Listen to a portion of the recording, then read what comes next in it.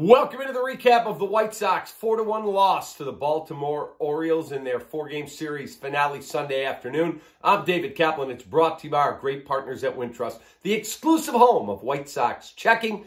Get your own White Sox checking account.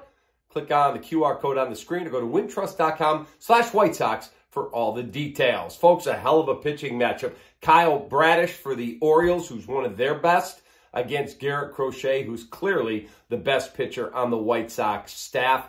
And both guys were locked in early. Bradish, he was on the verge of making history, and they took him out after 7 innings. The longest he had gone in any game coming into today was just 5 innings. He started the season on the injured list, but this guy was incredible today. Kyle Bradish, listen to these numbers. Kyle Bradish for the Orioles went 7 innings. He allowed no hits. He allowed, obviously, no runs. He punched out 11. He walked for ERA on the season now down to 1.75. The Orioles had their hands full because Garrett Crochet's a really good pitcher. But Garrett Crochet, 6 innings, 3 hits, 2 runs. He punched out 11 as well, but he gave up a home run, and that was the extent of what they got off of him. That was more than enough to give the Orioles the victory today. If you look at the way this whole thing unfolded, Adley Rutschman hit the homer.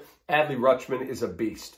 And that was in the 6th inning. So you had 2 guys dueling along, throwing dual shutouts. And I did not think the White Sox were going to touch Bradish. The only run the Sox got broke up the no-hitter in the 8th against Colombe, the reliever for Baltimore. Danny Mendick took him up and out. That's the only hit of the game for the White Sox. 4-1 your final. Sox battled. They competed in this series. They did. They just are nowhere near the level of the Baltimore Orioles. And here's the one difference.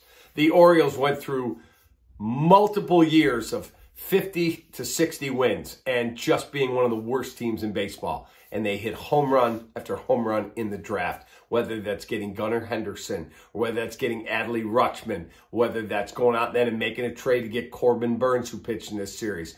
The White Sox have got to show a plan to their fan base and to the media who can articulate said plan. Here's how we're going to get there. Because right now, running Tommy Pham and some of these older dudes out there, much as they may be decent players, that's not how you rebuild a baseball team.